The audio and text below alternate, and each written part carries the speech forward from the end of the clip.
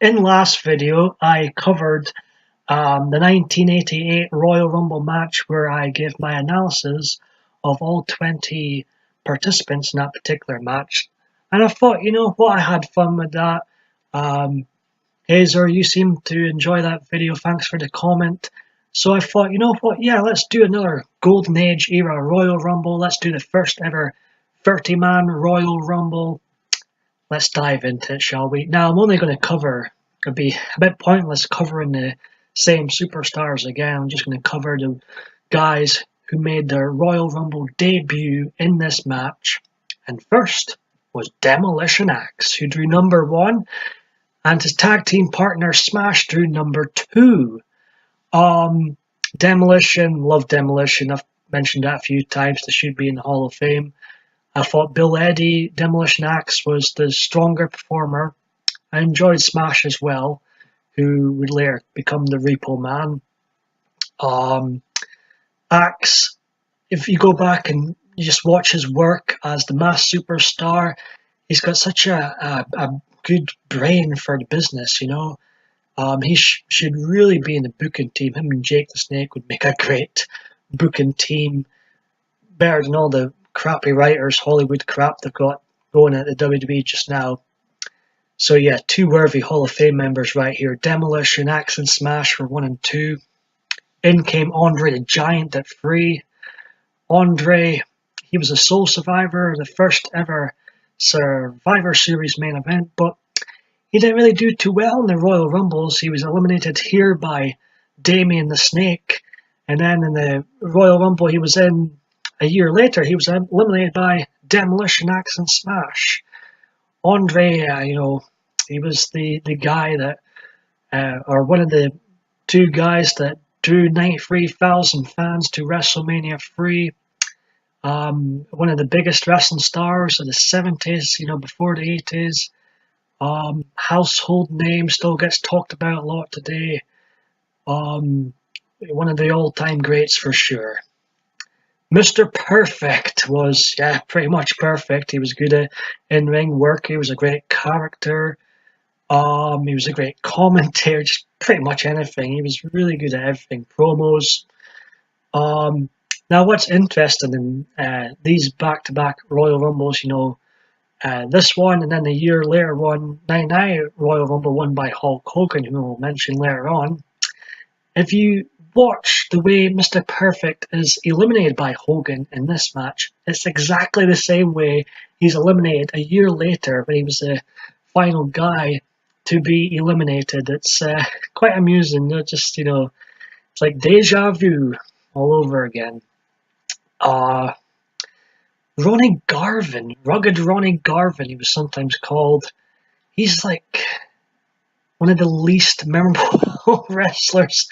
And I'm trying not to bash him too much, but like you almost forget about him until you rewatch these shows and thinking, oh, there's Rugged Ronnie Garvin. And then number 6, Greg Valentine. Rugged Ronnie Garvin is probably best known for having a feud with Greg Valentine. Now, Greg Valentine is another one that sort of gets overshadowed by the other characters that were involved with the Golden Age at the time, but Greg Valentine, he was a very solid worker. I remember he came back for the 1994 Royal Rumble event, and he was past his prime by then, but he's still very solid in that match as well. And I think one of my favourite Greg Valentine matches in the WWF, I've heard he's had some great, matches before coming to the World Wrestling Federation. Here his match with Piper, was it AWA, is supposed to be very, very good. I'll have to check out sometime. But I enjoyed his match when he teamed up with Brutus Beefcake as the Dream Team, and they were defeated. They lost their tag team titles to the British Bulldogs at WrestleMania 2, which I thought was one of the best matches of WrestleMania 2. Jake Roberts I've covered. He came in at number 7. Ron Bass, same again as Jake Roberts. Shawn Michaels, my second favorite wrestler of all time. What can I say? It hasn't been said. He's one of the best in-ring performers. He's pretty damn good at promos. He had a great character. just I was privileged enough to see him in person a couple of times. Once when he came to Aberdeen, he was teaming with Batista and it took on Ric Flair and Triple H. And then I saw him in one of his greatest matches of all time against The Undertaker at WrestleMania 25. Yeah, he's the showstopper. Bushwhacker Butch and Luke are in this match. The Bushwhackers. I enjoyed the Bushwhackers as a kid. I liked when they would enter the Royal Rumbles. I enjoyed when they came back for the 1995 one. I don't think they were in any more after that. Everyone seems to remember, even like non-wrestling fans always seem to remember the Bushwhackers. So, do they deserve a spot in the Hall of Fame? Sure, yeah. Next in is the Honky Tonk Man. The Honky Tonk Man was like my fourth figure I got as a kid at Hasbro wrestling figures used to get. So some of my earlier memories are of the Honky Tonk Man and the 1988 Survivor Series when I watched that. I always thought he was a great heel. I thought he cut decent promos. I wasn't too big a fan of some of his in-ring work. I thought there was a lot more talented guys than him, but he had it pretty well, when the Ultimate Warrior beat him at SummerSlam '88, it felt like a genuine moment, and he got guys over. He done his job. Tio Santana, number 12, I've covered him. Bad News Brown, Unlucky 13. Now, he was one of the legit tough men in the wrestling business. I used to enjoy when he used to walk out on his Survivor Series teammates year after year, and I've heard of backstage stories where even Andre the Giant has backed down from Bad News Brown. He used to be called Bad News Allen before he came to the WWF. I don't think it kind of clicks. I think Bad News Brown was definitely a better name. Mari Jannetty was in at number 14. You often, there's a lot of jokes about Mari Jannetty. People, always say the guy who isn't that great in the Pacific tag team is always referred to as the Marty Jannetty of the tag team. I thought he was a decent in-ring worker. That segment with the barber shop segment rather, where he got thrown through the glass by Shawn Michaels, and that was like the moment Shawn Michaels arrived. He was, as Bobby Heenan said, it was Mark Jannetty. It was such a coward, he threw himself through the window. But yeah, I thought his in-ring work was pretty decent. He had some great matches with Shawn Michaels at the Royal Rumble 1993 and the cage match at one of the Raws. Macho Man Randy Savage. Now, this guy had it all. He had it. He was one of the most popular, most known stars. He was up there with Hogan and Warrior, one of the top 3 stars of the Golden Age, and he really was like the soul of the Golden Age. His marriage with Miss Elizabeth, the whole storyline of them getting back together at WrestleMania 7 was such a genuine moment. His in-ring skills, matches, 5-star matches with Ricky Steamboat and Ric Flair. And he brought out the best in the Ultimate Warrior, brought out the best in Hulk Hogan. Promo, and no one, he was so intense. He had so much energy for his promos. There will never be another Macho Man Randy Savage. I was gutted when he passed away in 2011, and I talked about it on YouTube. And yeah, the wrestling world lost a huge legend that day. Next up is the team of the Brainbusters. Tully Blanchard comes in at 17 and Ann Anderson at number 16.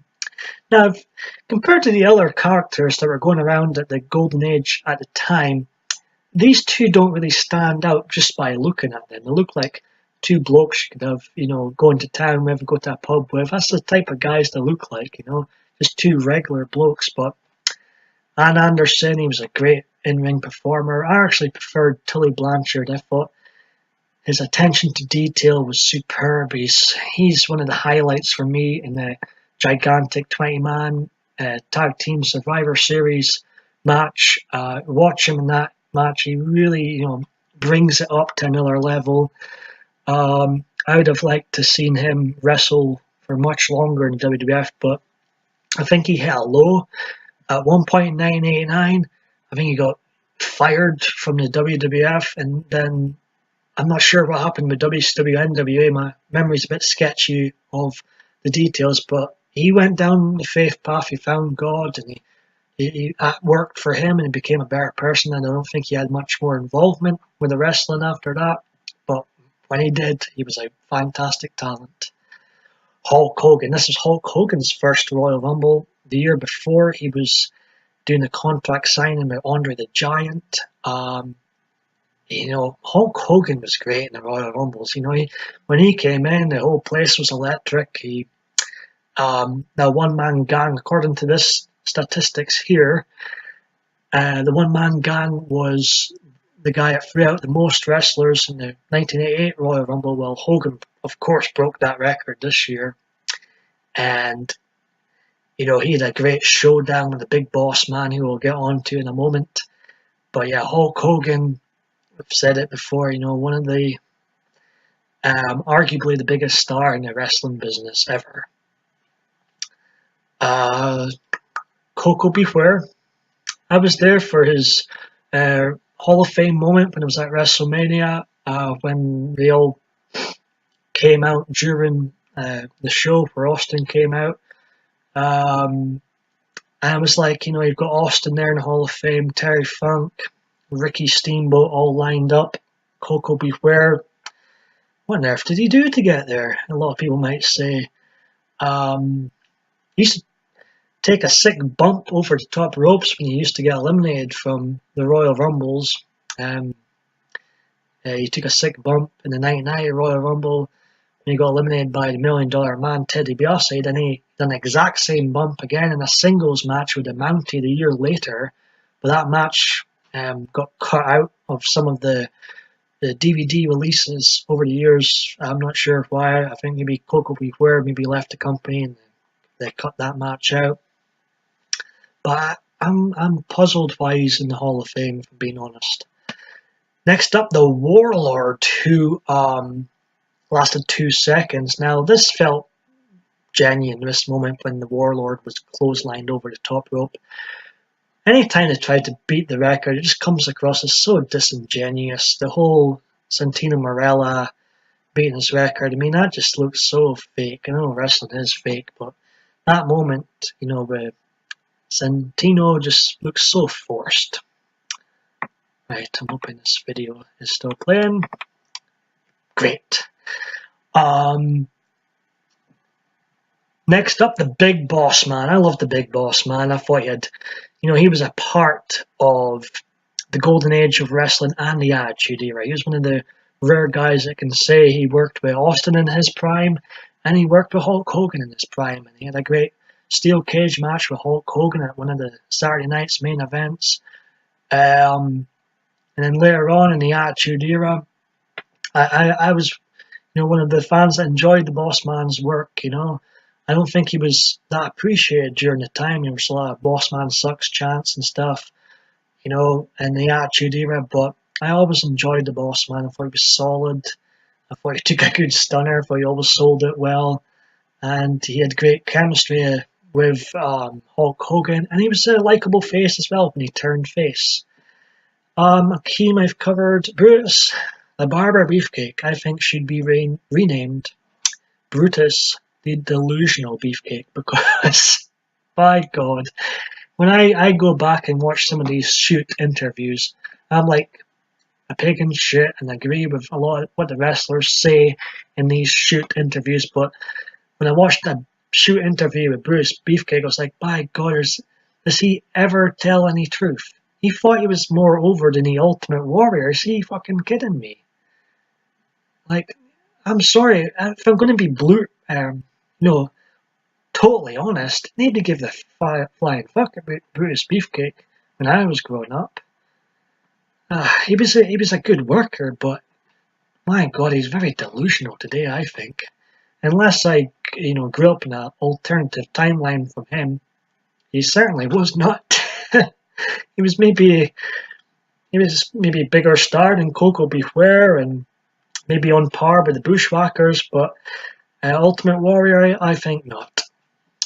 The Red Rooster, Terry Taylor's another one of those guys you forget about until you rewatch some of the old tapes of the Golden Age. He was a great in-ring worker, but that Red Rooster gimmick totally sucked.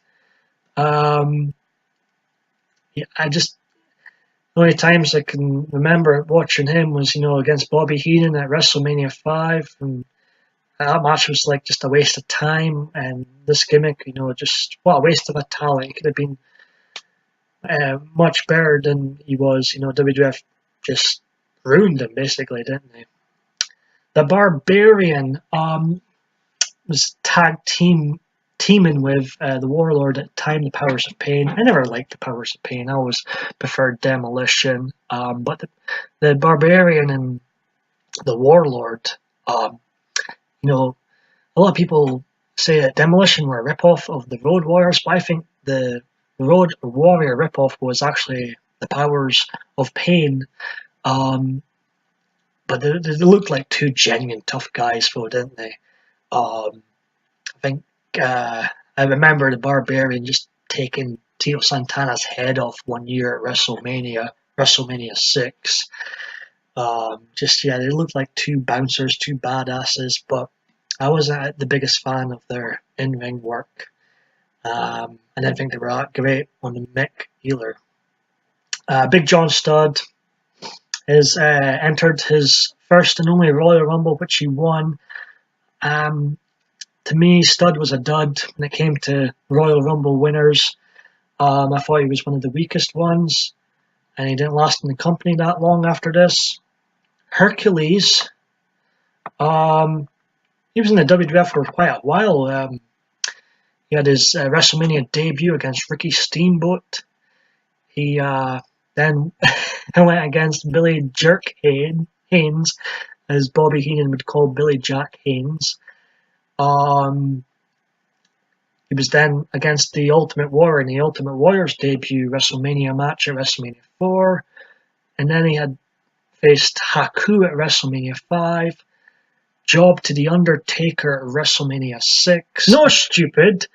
The Undertaker wasn't even there at fucking WrestleMania 6. He didn't debut at WrestleMania until WrestleMania 7 when he defeated Superfly Jimmy Snuka, followed by Jake the Snake, Giant Gonzalez.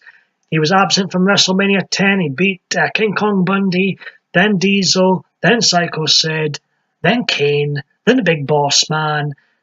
Absent from 2000. Beat Triple H, one of the 3 times he did. Ric Flair conquered X8. Same with the A-Train and Big Show. Kane, Randy Orton, Mark Henry, Batista, Edge, Shawn Michaels twice, Triple H twice, CM Punk done, Brock Lesnar conquered the streak, Bray Wyatt done, Shane McMahon awful match, beat him, and then Roman Reigns produced the garbage moment of the year by retiring the Undertaker. Anyway, Undertaker wasn't at WrestleMania 26. This is full of mistakes, this video. He wasn't at WrestleMania 6. It was Earthquake that defeated Hercules, you prick. I think that was his last WrestleMania, Hercules. I remember he was not great at selling moves sometimes. I remember he took on Sid Justice. Might have been a primetime event at 1992. Sid beat him 1-2-3 with a powerbomb, and as soon as Sid pinned him, Hercules was like up on his feet and out. It's like, oh, that looks really legit, that powerbomb. Rick Martel gets overshadowed in this generation. He was a great worker, and when he got the model Martel gimmick, he really started to becoming a great character and great guy at talking. He was always great in these Royal Rumbles. It says here he was, or maybe no, it wasn't Martel. It was one of the years Mr. Perfect had the longest time in this Royal Rumble. I thought it was Martel, but I'm being corrected here. Martel was 991. He had the longest time in the Royal Rumble. I thought he was terrific in these matches. It just always looked like once he was eliminated, he'd been through a war, put all his effort into these matches. And then number 30 was the $1 Million Man, Ted DiBiase. A lot of new debuts in this Royal Rumble match. $1 Million Man, Ted DiBiase, perhaps the best heel of the golden age of the WWF. He had some great feuds with Jake the Snake Roberts, and his gimmick was gold. I think it was Vince McMahon basing it on himself of what he wanted to be like when he was a wrestler, or when if he went into wrestling himself at the time. That's what Vince McMahon would have been like. I enjoyed all his skits with when he went about town spending his money, or was driving about his car and he's buying his gold belt, championship belt, $1 Million belt. Yeah, he was really, he was actually a really good commentator as well. I wish he'd done some more commentary work for the WWF. You go back and watch the 1994 Royal Rumble, and that gets elevated by the $1 Million Man's commentary during that show. So he's in the Hall of Fame. He entered in 2010, WrestleMania 26. I believe the Ultimate Warrior was supposed to enter that year as well, but he turned it down. It was in Phoenix, Arizona, where the Warrior lived. That was Ted that ended up headlining that year, and very well deserved.